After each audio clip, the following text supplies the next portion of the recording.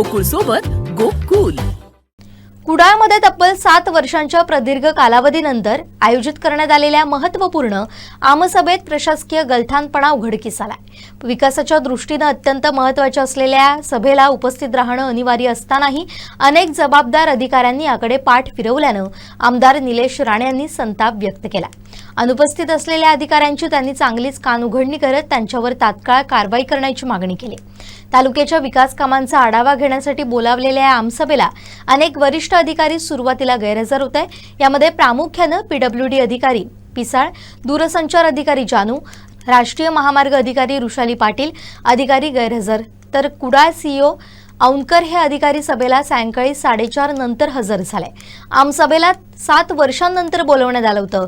अशावेळी प्रशासनातील महत्त्वाच्या अधिकाऱ्यांनी वेळेवर उपस्थित न राहणं म्हणजे जिल्ह्याच्या विकासाला खीळ घालण्यासारखंच आहे, अशा शब्दात आमदार निलेश राणेंनी अधिकाऱ्यांना सुनावलं।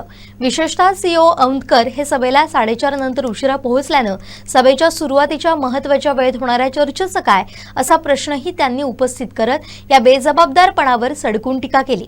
या महत्त्वपूर्ण बैठकीला दूरसंचार विभागाचे मुख्य अधिकारी जानू यांनी दांडी मारल्यानं आमदार निलेश राणे चांगलेच संतापले। त्यांच्या जागी उपस्थित असलेल्या प्रतिनिधीकडे विचारलेल्या प्रश्नांची समाधानकारक माहिती नसल्यानं आमदार निलेश राणेंनी संतप्त होत त्यांना तात्काळ सभागृहातून त्यांची हाकलपट्टी केली। और आप 40 और कितनी बोले 15 गाँव की बात करें, कहाँ अपना लोकेशन बताओ मेरे को। 15 गाँव में पढ़ के बताओ, मैं गिनूंगा। 15 आपने बोला ना, पढ़ के बताओ। ये गाँव से आप पढ़ के बताओ। नहीं है फिर कैसे 15 बोला आपने?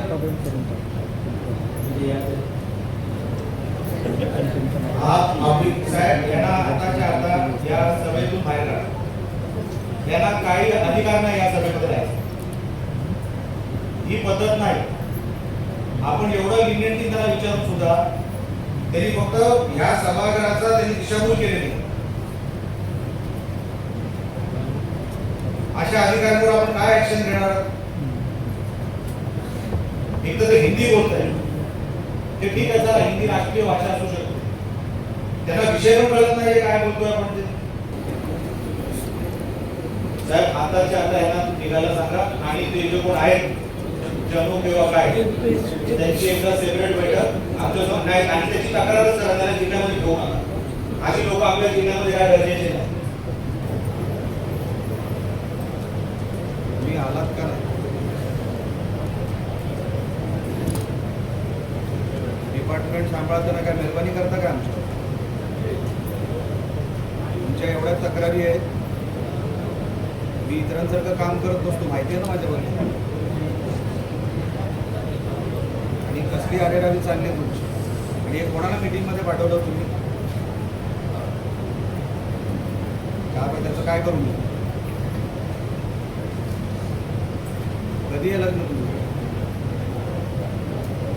मग अगोदर जाऊन उभा राहिला का तू? एवढ्या तक्रारी आहेत, सोडणार नाही मी, लक्षात ठेव। कार्यक्रम करून घे, नंतर बघणार मी तुला। आणि आमच्या कोणाशी वाईट वागायचं नाही, धड वागायचं। अरे तक्रारी म्हणून सांगतो ना, माझा काय वेळ जात नाही म्हणून फोन नाही केला तुला। नीट वागायचं आमच्या लोकांची, लक्षात आलं ना? आणि हे सगळं झाल्यानंतर भेटायला येईल। आमदारांनी थेट प्रशासनाला या अनुपस्थित आणि उशिरा आलेल्या अधिकाऱ्यांवर तात्काळ कडक कारवाई करण्याचे आदेश दिले। तसेच वर्षातून एकदा अशी आमसभा घेण्याची गरजही त्यांनी व्यक्त केली।